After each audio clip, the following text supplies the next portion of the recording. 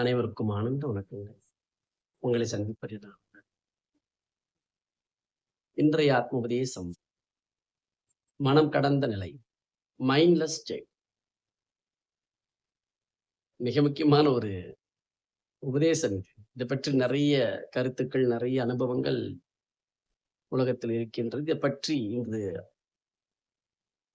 ஆழமான சத்தியத்தை இன்று பார்ப்போம்.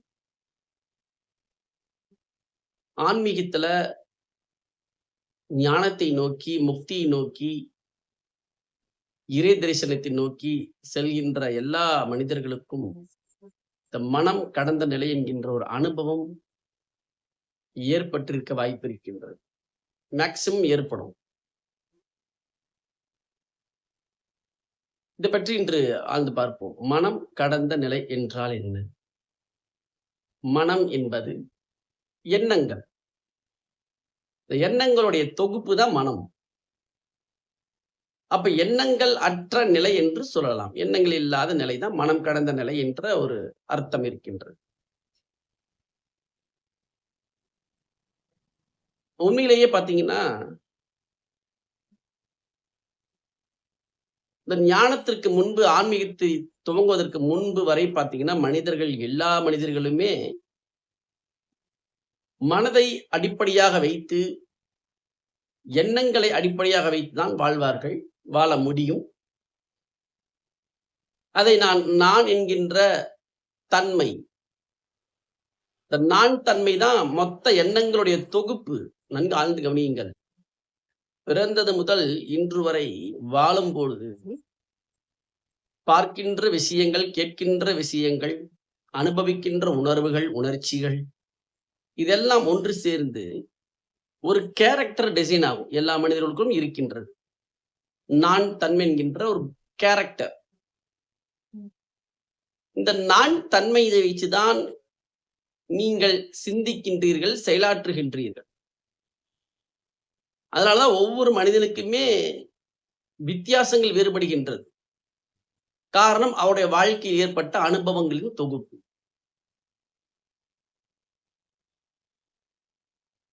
இந்த நான் தன்மையிலிருந்து சிந்திப்பதனால்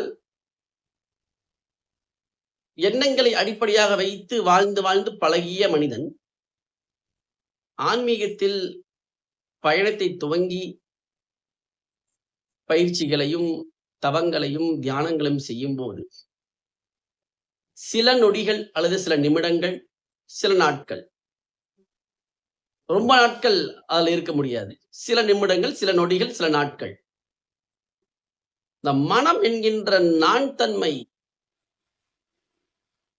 டெம்பரவரியாக, இந்த வார்த்தையை கவனிக்கணும், டெம்பரவரியாக டிஸ்கனெக்ட் ஆகி இந்த ஆன்மாவில் லயம் கொள்கின்றது. அதுதான் மனம் கடந்த நிலை. குருமார்களை சந்திப்பதாலோ, கோயில்களுக்கு செல்வதாலோ, சமாதி இடங்களுக்கு சென்று தியானம் செய்வதாலோ, அல்லது மலைகளில் போய் தியானம் செய்வதாலோ,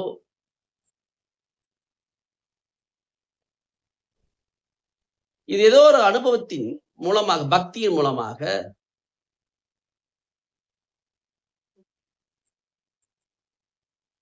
இந்த சாதாரணமான சமுதாயம் சார்ந்த சத்தியத்தையோ, சாதாரணமான சமுதாயம் சார்ந்த தகவலை தாண்டி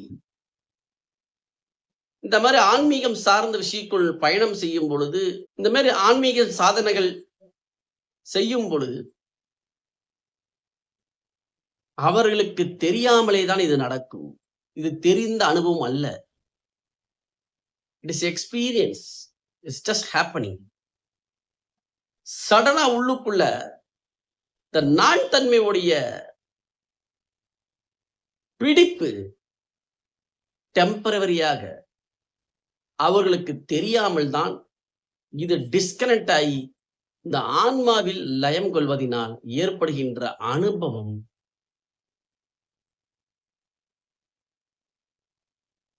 அதுதான் எல்லா குருமார்களோ அல்லது பக்தர்களோ அல்லது தவம் செய்பவர்களோ இந்த மைண்ட்லெஸ் ஸ்டேட்டை சொல்றாங்க. அது ரொம்ப இனிமையா இருந்துச்சு, ஆனா ரொம்ப நேரம் நீடிக்க முடியலம்பாங்க. நீடிக்க முடியாது.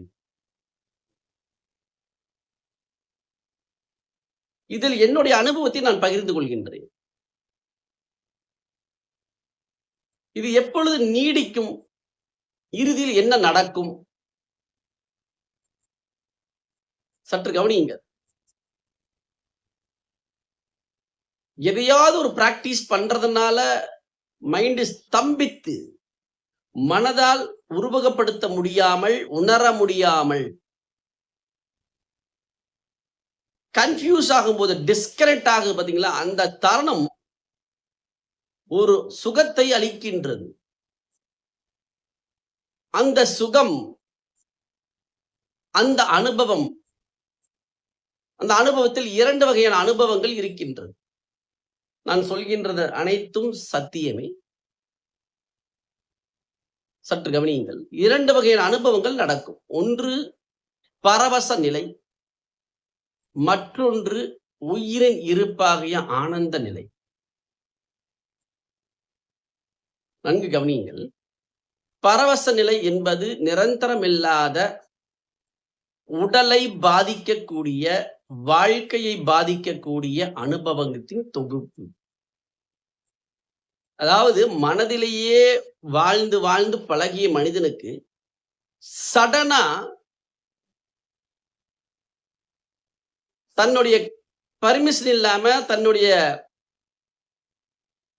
கையில் இல்லாமல் திடீர்னு டிஸ்கனெக்ட் ஆகும்போது ஏற்படுகின்ற போதை, பரவசம். அது எப்படி பரவசம் கண்டுபிடிக்கிறது? இந்த பரவச நிலை ஒரு மாதிரி அமைதியா இருக்கிறது, ஒரு மாதிரி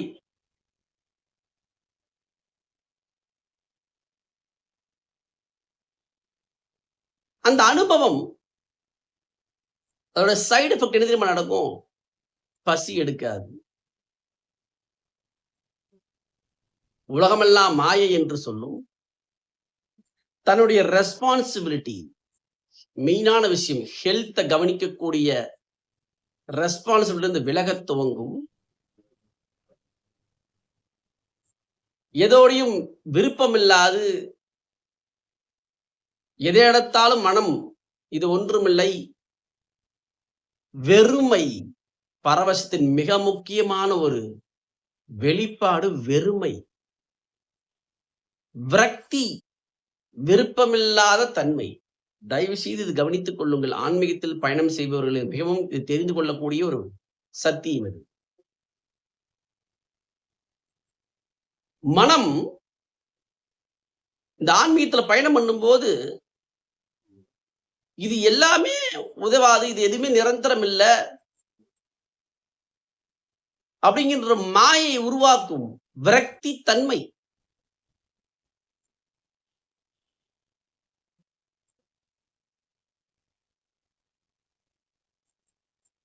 ஆனா இந்த விரக்தி தன்மை என்கின்ற மனம் உடல் ஆரோக்கியம் கெடும்போது பேசாது. அதான் ஒரு ஆச்சரியமான விஷயம். அப்ப வேதாந்தம் பேசாது, அப்ப பெரிய ஒரு பிலாசபி பேசாது. ஐயோ உடம்பு பிரச்சனையா இருக்கே, காப்பாத்தணும், சேஃப் ஆகணும்னு சொல்லி கான்சியஸா யோசிக்கும். உடம்பு ஆரோக்கியமா இருக்கும்போது எதுவும் நிரந்தரம் இல்ல, எல்லாம் மாயை, எல்லாம் பொய். அதே தன்மையில் ஆரோக்கியமின்மை என்கின்ற நிலையில் இருக்க இயலாது என்பது எல்லோருக்கும் தெரியும்.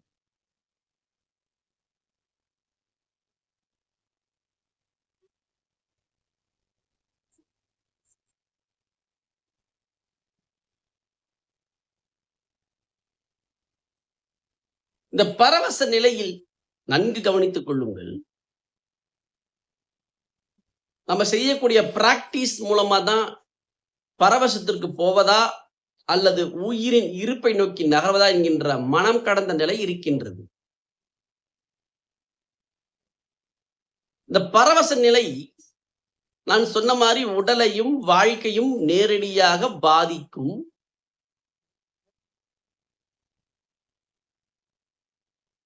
இந்த அனுபவம் நிறைய பேர் அனுபவித்து தன் உடலை நோய்க்கு எடுத்துச் செல்கின்றார்கள்.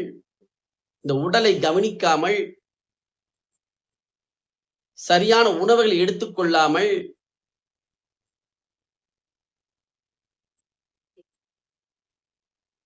கீழ்நிலை நோக்கி எடுத்துச் செல்லும் ஒரு அனுபவம்.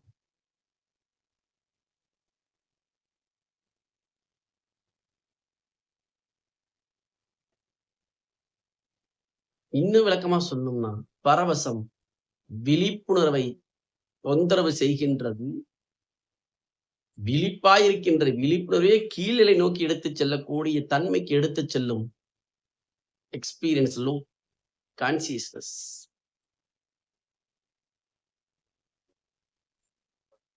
இது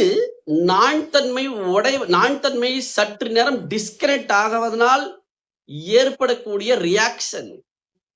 It is not a pure experience. It is one of the shadow of experience.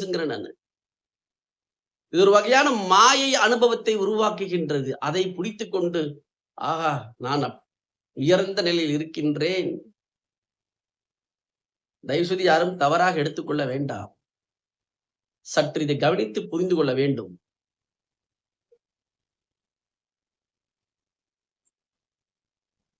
இது முதல் அனுபவம். இதைத்தான் குருமார்கள் இதை வெளிப்படுத்துகின்றார்கள். பரவசம்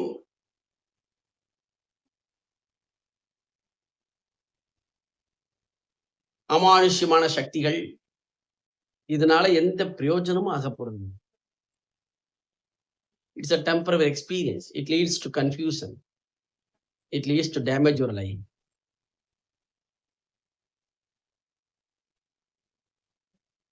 அடுத்தது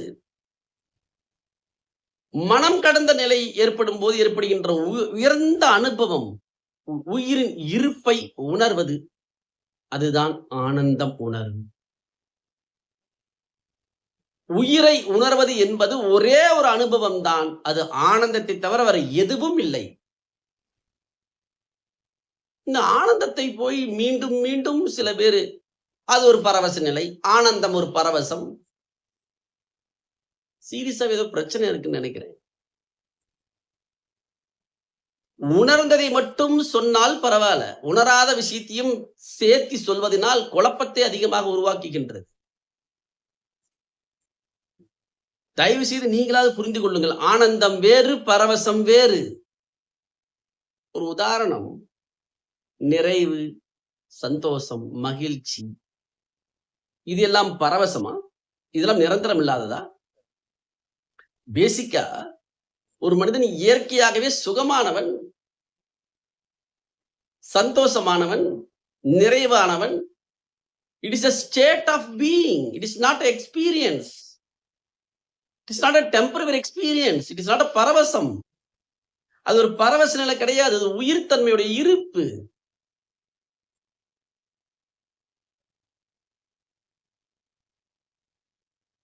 இந்த உபதேசத்தின் மூலமாக நான் சொல்வது ஆனந்தம் வேறு, பரவசம் வேறு. ஆனந்தம் அனுபவம் விழிப்புணர்வை ஆழப்படுத்தும், ஆரோக்கியத்தை தரும், தன் வாழ்க்கையுடைய பொறுப்பை நிகழ்காலத்தை நோக்கி ஆழப்படுத்தும். இது ஆனந்தத்தின் அனுபவம். பரவசம்தான் ஆரோக்கியத்தை கெடுக்கும், நிகழ்கால வாழ்க்கையிலிருந்து விலக்கி தனியொரு உலகம் இருக்கின்ற என்பதை மாய தோற்றத்தை உருவாக்கும் தன்மை பரவசத்துக்குத்தான் உண்டு, ஆனந்தத்திற்கு கிடையாது. ஒரு ஃபார் எக்ஸாம்பிள், குழந்தையுடைய திருமுகம், குழந்தையுடைய முகம், உடம்பு முழுதும் பாருங்க, அந்த பொலிவு வெளிப்படும், தேஜஸ், அதுதான் ஆனந்தத்தின் வெளிப்பாடு என்று சொல்கின்றேன். அது பரவச நிலையா? It's a nature of experience. குழந்தையும் தெய்வம் ஒன்று என்று எப்படி சொல்றாங்க? குழந்தையுடைய இருப்பாகிய ஆனந்தத்தை வெளிப்படுத்துது, தன்னை அறியாமலேயே, தனக்கு தெரியாமலேயே.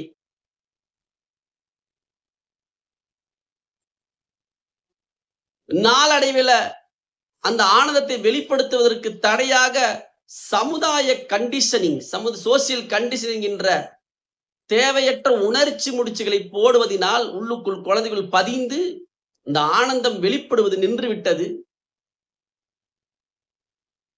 மீண்டும் realise your space. It is enlightenment. Back to the பிபிலியன். மீண்டும் உங்கள் இருப்பை இருப்பாகவே உணர்வதுதான் ஞானம்.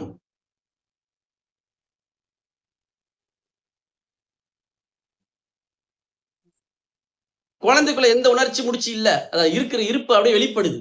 அதான் முகம் அவ்வளவு பொலிவா இருக்கு. ஏன் இப்பொழுது அந்த பொலிவு இல்லை? சற்று சிந்திக்க வேண்டும் அனைவரும். நீங்கள் குழந்தையாக இருக்கும்போது உங்க முகத்தை பாருங்க, படத்தை பாருங்க, போட்டோவை பாருங்க. அவ்வளவு பொலிவா இருக்கு. அது பேரு ஆனந்த உணர்வு. அது தேஜஸ். அது சிரிப்பு இல்ல. அது ஆனந்த சக்தியின் வெளிப்பாடு. ஒவ்வொரு செல்லும் வெளிப்படுத்துகின்றது. ஏன் வளர வளர அந்த பொலிவு இல்லாமல் போகின்றது? யோசிக்க வேண்டும். நான் எதையும் புதுசாக எதையும் சொல்ல வரவில்லை. இருக்கிறதை தான் சொல்கின்றேன்.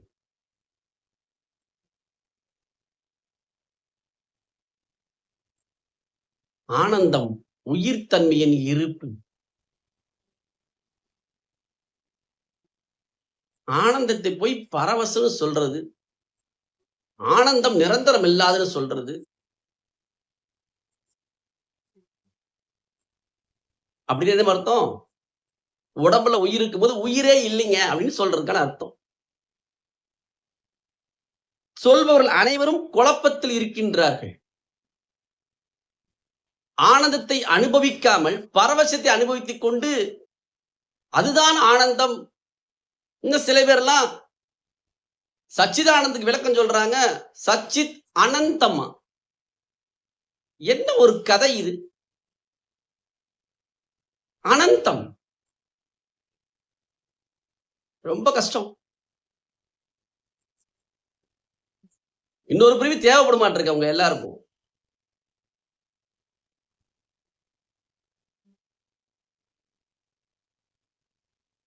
பரவசத்தை உணர்ந்து விட்டு ஆனந்தமும் பரவசம் ஒன்றே என்ற வார்த்தையை பிரயோகம் பண்ணுவதை முதல் நிறுத்த வேண்டும். அப்படி யாராவது அனுபவிக்கல அப்படின்னா தயவு செய்து வாங்க, நான் இனிஷியேட் பண்றேன். அதை எக்ஸ்பீரியன்ஸ் பண்ண வைக்கிறேன். Then you can understand what is bliss. நான் வெறுமனே ஆனந்தத்தை உணர்கள் என்று சொல்லவில்லை. ஆனந்தத்தை உணர வைக்க முடியும் என்று சொல்கின்றேன். இது ரொம்ப கஷ்டம்லாம் ஒண்ணும் கிடையாது. ஆனந்தத்தை உணர்வது வெகுவும் சுலபமே.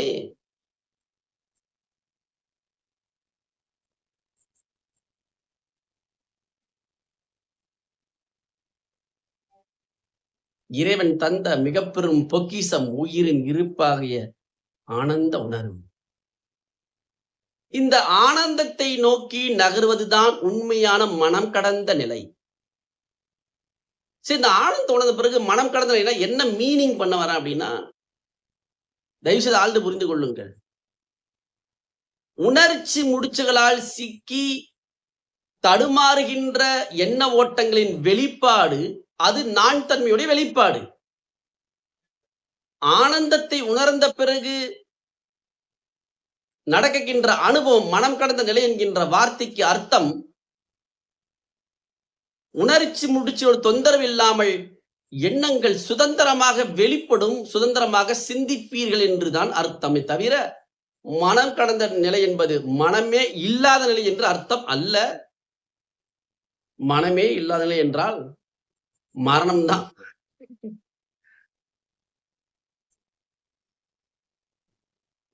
இந்த பரவச நிலை என்கின்ற மனம் கடந்த நிலையில் எண்ணங்களே ஓடாமல் நிசப்தமாக உயிரோட்டம் இல்லாமல் இருக்கும்போது ஆரோக்கியம் கெடுகின்றது. நான் அந்த அனுபவத்தை குறை சொல்லவில்லை. அந்த அனுபவம் ஒரு முதல் படி. என் வாழ்க்கையில் நான் பரவசத்தை உணர்ந்திருக்கின்றேன். அதற்கு பிறகு இந்த பரவச நிலை நிரந்தரம் இல்லை என்று புரிந்து கொண்டு உண்மைத்தன்மையை தேடிய பிறகுதான் ஆனந்தம் உள்ளுக்குள் மலர்ந்தது. அதனால பரவசத்தை பத்தி நன்றாகவே அனுபவ ரீதியாக தெரியும், உணர முடியும். அப்ப இந்த ஆனந்த உணர்வு என்பது ஆனந்தத்தில் இருக்கும் பொழுது மனம் கடந்த நிலை என்கின்ற வார்த்தைக்கு அர்த்தம் எண்ணங்கள் நீங்கள் நினைத்தது போல் சிந்திக்க முடியும், தொந்தரவுகள் இல்லாமல். There is no conflict inside your mind. You have a freedom to think and execute whatever it is. எண்ணங்களோடு முரண்பாடு இல்லாமல், எண்ணங்கள் உணர்ச்சி முடிச்சில் சிக்காமல் சுதந்திரமாக அலைபோல் இயங்குவதுதான் மனம் கடந்த நிலை என்பதற்கான உண்மையான அர்த்தம். உள்ளுக்குள்ள தானா கடந்த கால வாழ்க்கை பற்றி யோசிச்சுக்கிட்டு துக்கத்திலையும் கவலையிலையும் கில்ட்டிலையும் போறது மனம் கடந்த நிலை அல்ல. ஆனந்தத்தை உணரும் போது நீங்கள் நினைத்த செயலை, நினைத்த லட்சியத்தை நினைக்கும் பொழுது, சிந்திக்கும் பொழுது எந்த ஒரு உற்சாக சக்தியும் குறையாமல் உத்வேகத்தோடு சுதந்திரத்தோடு யோசிப்பதுதான் மனம் கடந்த நிலையை தவிர வேறு எதுவும் இல்லை. நன்கு ஆழ்ந்து யோசித்து பாருங்கள். ஆன்மீகத்துல வர்றதுக்கு முன்னாடி, ஆன்மீகத்தை தொடர்ந்த பிறகு 2 விஷயம் இருக்கு. வர்றதுக்கு முன்னாடி என்ன ஆரோக்கியம் இருந்துச்சு, ஆன்மீகத்தை தொடர்ந்த பிறகு என்ன ஆரோக்கியம் இருக்கு. Take one example for your physical health. ஆன்மீகத்தை தொட்ட பிறகு ஆரோக்கியம் நிச்சயமாக அதிகரிக்கணுமே தவிர ஆரோக்கியம் கெடக்கூடாது. அப்படிப்பட்ட ஆன்மீகம் தேவையும் இல்லை. எந்த ஒரு மனிதனாலையும், ஞானியாலையும், குருவாலையும் ஆரோக்கியத்தை காம்ப்ரமைஸ் பண்ண முடியாது. பரவாயில்ல, ஆரோக்கியம் இல்லைனாலும் பரவாயில்ல சொல்ல முடியாது. Because it is a real pain. Nobody cross this process. எல்லாருமே ஆரோக்கியமா தான் இருந்தாகணும். அப்ப இந்த அனுபவத்தில் மனம் கடந்த நிலையில் பரவசத்தை நோக்கி சென்றால் ஆரோக்கியம் கெடுகின்றது. இதை சற்று எல்லோரும் யோசியுங்கள். நீங்கள் பரவசத்தில் இருக்கும் போது உங்கள் ஆரோக்கியமும் உங்கள் சமுதாய வாழ்க்கையும் உங்களுடைய ரெஸ்பான்சிபிலிட்டி டிஸ்டர்ப் ஆகுது அப்படின்னா யூ ஆர் ஸ்டக் இன் த பரவச நிலை. இந்த பரவசத்துல சிக்கிடும் அர்த்தம்.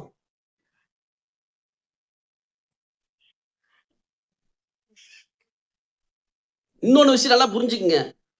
இந்த பரவச நிலை நீங்கள் நினைத்தது போல் உங்கள் கையில் இல்லை. அதுவாக நடந்தாதான். ஆனந்தம் நீங்கள் நினைக்கும் போதெல்லாம் அதை அனுபவிக்க இயலும், அதை உணர முடியும் என்று சொல்கின்றேன். மனம் கடந்த நிலை என்பது எண்ணங்கள் எந்த உணர்ச்சி முடிச்சுகளும் சிக்காமல், மனம் எண்ணங்கள் சுதந்திரமாக நீங்கள் விழிப்புணர்வோடு அதை பயன்படுத்துவதுதான் மனம் கடந்த நிலை என்கின்ற சத்தியம்.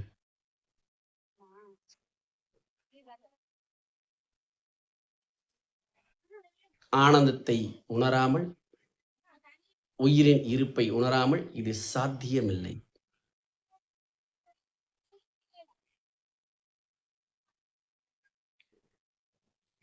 ஆனால் இந்த ஆனந்த உணர்வு மிகவும் எளிமையாக உணரக்கூடிய சத்தியம். மிகவும் எளிமையாக உணர முடியும். இதை நோக்கி நகருங்கள்.